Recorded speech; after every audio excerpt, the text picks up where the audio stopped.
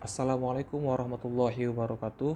Perkenalkan saya Guntur Ramadan, NIM 2018 45500062, mahasiswa Ununda semester 5 prodi Arsitektur. Di malam yang berbahagia ini saya akan mempresentasikan mengenai struktur bentang lebar, di mana pada kesempatan ini saya mendapatkan tugas untuk membuat salah satu struktur bentang lebar berupa gambar kerja dan maket. Maket yang saya buat ialah seperti ini, ya. Untuk lebih jelasnya, saya akan mempresentasikan atau menjelaskan sekilas mengenai struktur bentang lebar ini. Definisi dari struktur yaitu merupakan konteks hubungannya dengan bangunan adalah sebagai sarana untuk menyalurkan beban dan akibat penggunaannya dan atau kehadiran bangunan ke dalam tanah. Struktur bentang lebar sendiri merupakan struktur yang memungkinkan penggunaan bebas kolom yang selebar dan sepanjang mungkin. Biasanya dalam kehidupan sehari-hari kita menemukan peruntukan bangunan yang tidak menginginkan adanya banyak kolom, seperti stadion, masjid, teater, hanggar, dan tempat airport pesawat untuk pakai pesawat. Biasanya digolongkan secara umum menjadi dua, yaitu bentang lebar sederhana dan bentang lebar yang kompleks. Untuk kita jelaskan sedikit mengenai apa itu bentang lebar sederhana dan apa itu bentang lebar yang kompleks.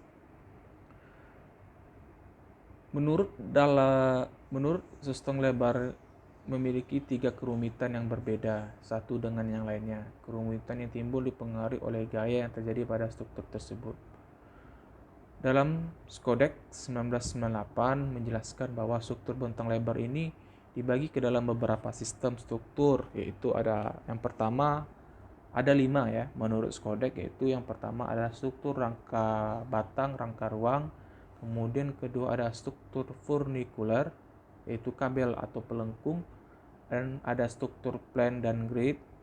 Keempat ada struktur membran, meliputi struktur pneumatik dan struktur tenda. Kemudian ada struktur cangkang. Sedangkan menurut Sutrisno tahun 1998 membagi ke dalam 2 bagian. Yang pertama adalah struktur ruang, di mana struktur ruang ini bagiannya adalah konstruksi bangunan peta atau struktur rangka batang.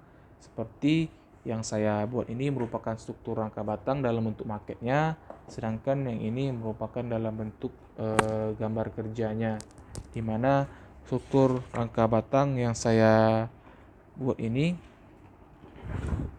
strukturnya berada pada atas bangunan, atap bangunan yang melengkung seperti ini, ya. Menurut Turisno ada 2, yaitu struktur ruang dan struktur permukaan bidang. Struktur ruang ini dibagi menjadi konstruksi bangunan peta atau struktur rangka batang dan struktur rangka ruang.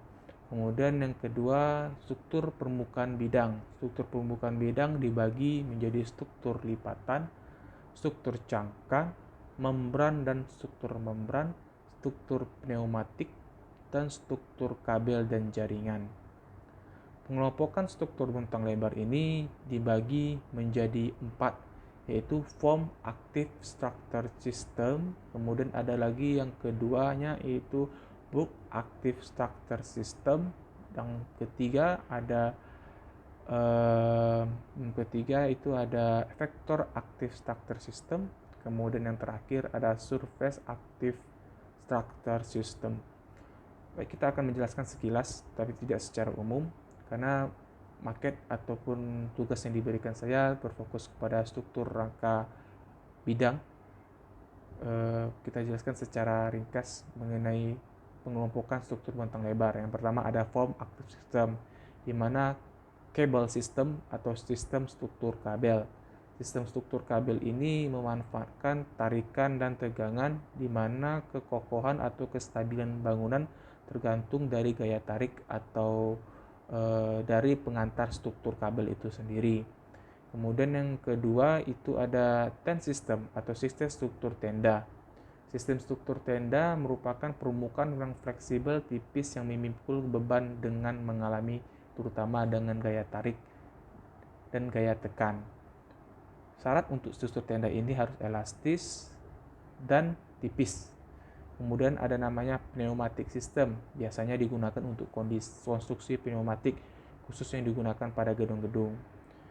Yang selanjutnya ada arch system, di mana arch ini berbentuk struktur setengah lingkaran yang biasanya digunakan pada bangsa Romawi, yang membuat gedung-gedung yang memerlukan bentangan yang besar dan luas berbentuk setengah lingkaran.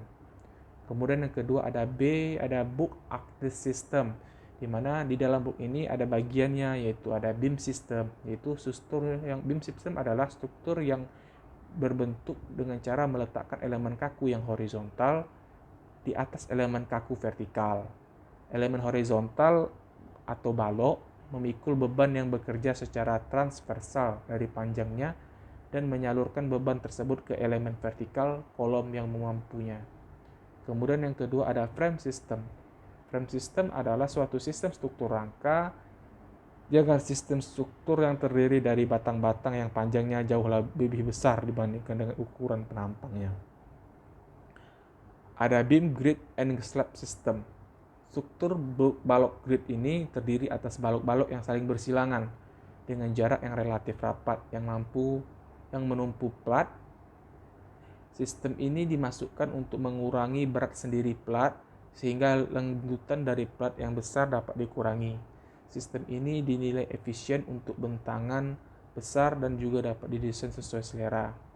Struktur plat ini dibagi lagi menjadi dua, yaitu struktur plat satu arah dan struktur plat dua arah.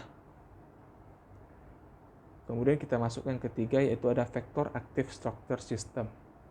Vector aktif dibagi menjadi yang pertama adalah flat truss system atau rangka batang bidang. Susunan elemen-elemen linear yang membentuk segitiga atau kombinasi segitiga yang secara keseluruhan berada dalam satu bidang tunggal. Kemudian ada dua curved truss system, merupakan kombinasi dari struktur rangka batang rata yang membentuk lengkungan. Tiga ada space truss system atau rangka batang ruang. Susunan elemen-elemen linear yang membentuk segitiga atau kombinasi segitiga yang secara keseluruhan membentuk volume 3 dimensi. Sering disebut juga dengan space frame. Yang terakhir, kita akan menjelaskan mengenai surface active structure system. Surface active itu dibagi menjadi beberapa. Yang pertama ada prismatic folded, di mana struktur bidang melipat yang merupakan bentuk struktur yang memiliki kekuatan satu arah yang diperbesar dengan menghilangkan permukaan planar sama sekali, dan membuat deformasi besar pada plat sehingga tinggi strukturan plat semakin besar. Kemudian ada piramidal. Piramidal ini merupakan struktur lipat yang berbentuk segitiga. Kemudian ada yang ketiga, ada rotational cell. Rotational cell adalah bidang yang diperoleh di bila mana suatu garis lengkungnya yang datar diputar terhadap suatu sumbu. Ada terakhir itu anticlastic cell. Struktur bidang lengkung rangkap dibalikan merupakan suatu bentuk pelana dengan arah lengkungan yang berbeda pada setiap arahnya. Struktur bidang lengkung rangkup berbalikan dapat dibagi menjadi beberapa macam. Berikut adalah penjelasan sekilas mengenai struktur bentang lebar ini, merupakan salah satu syarat untuk tugas dalam struktur bangunan bentang lebar pada semester 5. Saya ucapkan terima kasih atas perhatian dan kesempatan yang telah diberikan oleh Pak Lukman sebagai dosen dari SBBL ini. Mohon maaf atas segala kekurangan dalam penyampaian. Wabillahi taufiq wa hidayah. Assalamualaikum warahmatullahi wabarakatuh.